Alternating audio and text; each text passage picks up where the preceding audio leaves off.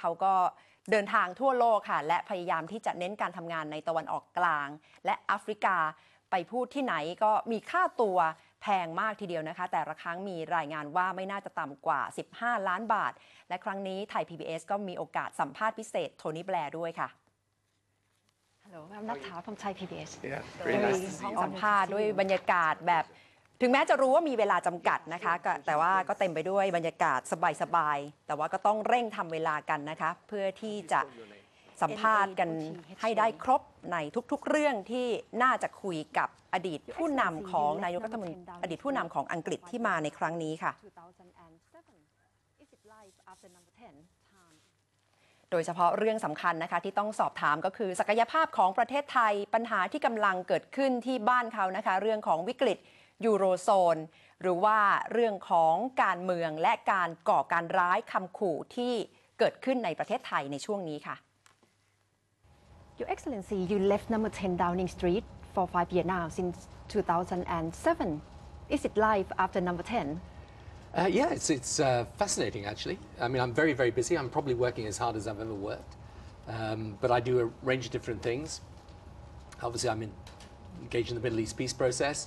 I have a foundation that's about religious faiths coming together, religious interfaith. I've got a charity in Africa, a little sports charity. I do work on climate change. I do business. I do lots.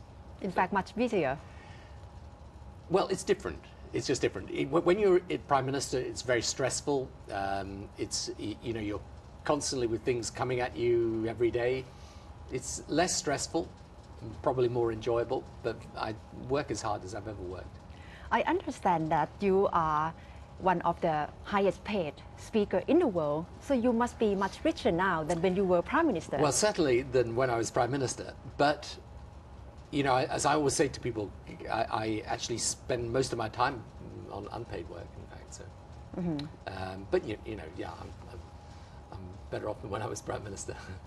And you spend a lot of time in the Middle East, in Africa, and you haven't been much to Asia. Why now?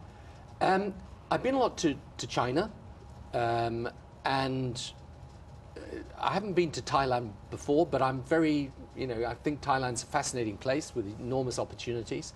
I'd love my foundation to do work here because, obviously Thai culture is interesting.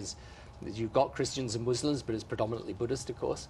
That's got a lot of interest for me too. So I'm here now, and this is my first visit since leaving office, but I intend to come back. What's the potential you see in Thailand? I think Thailand's got a fantastic opportunity at the moment. You've got all these issues to do with your politics, and you're going to have to work those out. But the opportunity for Thailand is that you're part of the ASEAN bloc. What's happening within that bloc is interesting. Countries are growing strongly. You've got Indonesia changing a lot now, Vietnam, very different, Philippines. You've got Myanmar potentially opening up. You've got a situation in which if Thailand's clever about it, you could be the gateway for investment into that whole region. In what way we can be clever about it? I think really Thailand is both in terms of culture, its people, in terms of a place to do business. It's actually an easy place to come.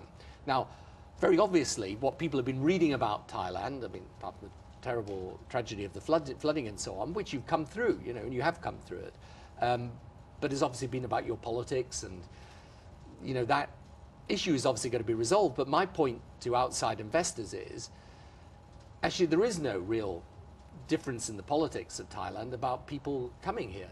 People are, whatever political party is in power, foreign investment is welcome in Thailand. So in your eye, is it not a big hurdle for Thailand in terms of political differences, political division in the country, or national reconciliation that we are aiming to achieve?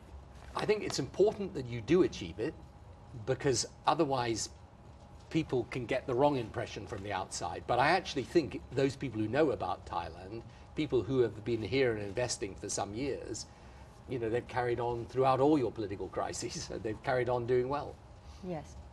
With the recent threat of terrorist attack in Thailand just happened last week, obviously Thailand cannot avoid threat of violence.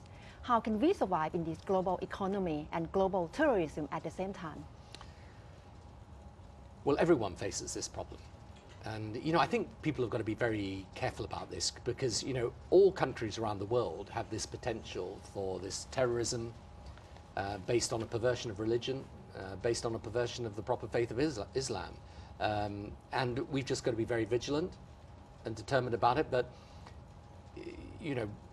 my view is people should come to Thailand and,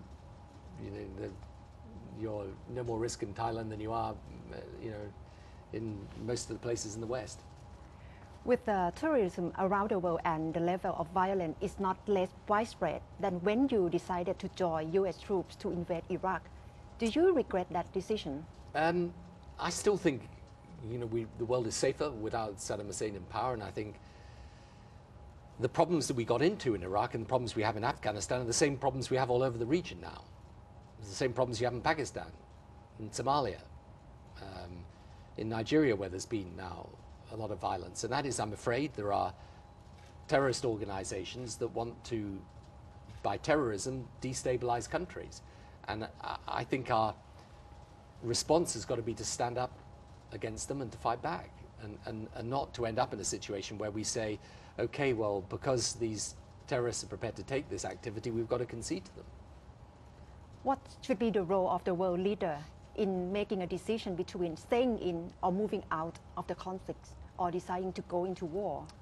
You see, I think the problem is we have no option but to engage with this issue.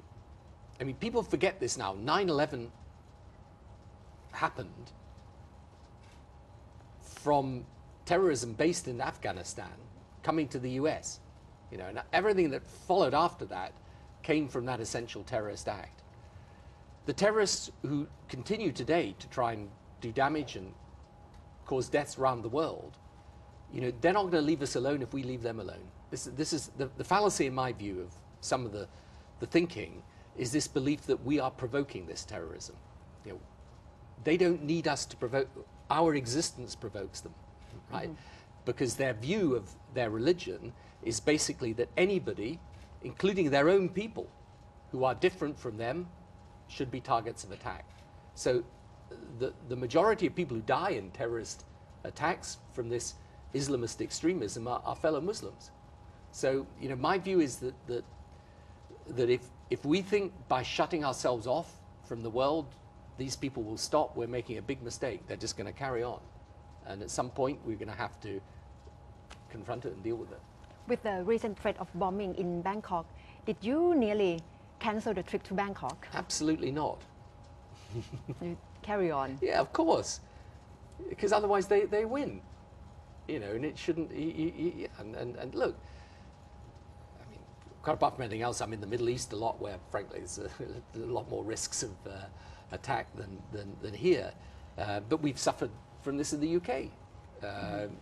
Other European countries have suffered from this. So I'm absolutely determined on this. There's absolutely no way I would want to cancel a visit here, and neither should other people.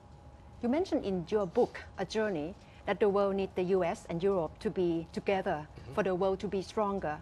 But Europe is getting weaker with the downgrade of credit rating of 9 Eurozone countries. So how can Europe be stronger? Well, Europe's got to sort out the single currency crisis, I mean, for sure.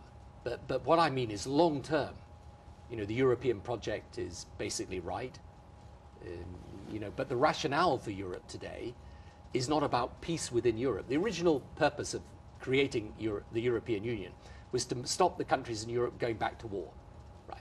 That was the 20th century justification for Europe. Look, the countries of Europe aren't going to fight each other today. Okay, that's not the justification for Europe today. The justification for Europe in the 21st century is power. It's about how we combine together what are, in the way the world is developing, all of us are small countries. So Indonesia is 3 times the population of Germany today. Thailand, if Thailand were part of the European Union, you'd be the 2nd largest nation in Europe. Okay, so the world's changing. For us to make an impact, therefore we have to join together in Europe. And we share values with the US, and did share values with Eastern partners like Thailand as well. And I think it's important for those of us who believe in democratic, open-minded societies to stick together. Were you the Prime Minister of UK now, would you do the same with Prime Minister Cameron in not joining rescue package of Europe and being criticized as being selfish and isolating the rest of Europe? Look, I don't, you know, if I'm going to attack my government, I tend to do it back home, really. So, look, So your plan is to attack your government?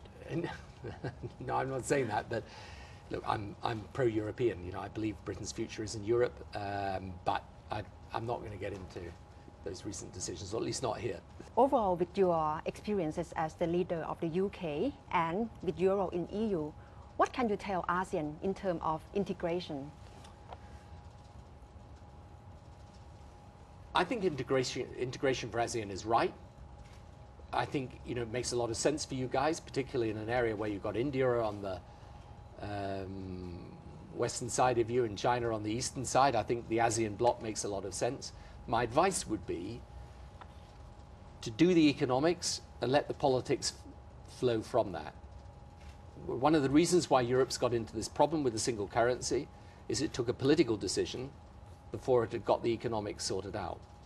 So I think for ASEAN, my advice would be concentrate on developing, you know, a single market for ASEAN and so on, and then let the politics come from that. Are we on the right track of ASEAN Economic Community in 2015? That's the first aim of ASEAN. Yes, I think you are on the right track. I think it's a sensible way of doing it. And if you create that ASEAN Economic Community, you've got some way to go, by the way, but I think it's absolutely the right ambition. Start with that, and then look at other ways of cooperating. Is it essential to merge in terms of political differences? Because among 10 ASEAN countries, we are so much diverse in terms of political background, history, everything. Look, I don't think there are any absolute rules about this. I mean, you know, for European countries, you know, they also share very deeply a certain culture and history and so on. Now, for ASEAN, I don't know, it's your, this is your decision, but I think, you know, you are very different nations, very different cultures, but, you know, you can make strength of that as well. I mean, one thing that's interesting, I mean, you've got, right, within ASEAN, you've got Thailand that's a predominantly Buddhist country, Indonesia predominantly Muslim, Philippines predominantly Christian. Yes. And then a country like Singapore is very mixed, right? So you've got lots of opportunities, I think, also to show how countries from different cultures and different backgrounds can cooperate together. But I think you should take it step by step. That's, you know, look, Europe was created with the vast impulse of 2 world wars, right? You're not in that situation in ASEAN, so you can take it step by step, and I think the creation of the ASEAN Economic Community, that's the right first step. America said it before that America is back to Asia Pacific, and China is also see this region is very attractive. Where's the place of UK in this region? Well, UK's got a lot of strong historical ties in this region, but, you know, my view is that the UK will have to leverage some of those within Europe. So that's why I think Europe is very important for the UK. You know, UK dealing with China is one thing, UK within Europe dealing with China is another. So that's why I think long term, my country, whatever the present difficulties of Europe, long term, my country's got to be with Europe. Not with ASEAN, not with the region. Well, yeah, sure, we'll be, but, you know, we're not going to join ASEAN, are we? It's a slight stretch. But what I'm saying is, of course, we will have our bilateral ties with each of the ASEAN countries. We've got very close ties with those countries, but we will also partly be there through Europe. And in the same way that you in Thailand will have close ties with European nations, but you will be partly in Europe through ASEAN. Yes. When you were Prime Minister, you have private conversation with Her Majesty the Queen every week.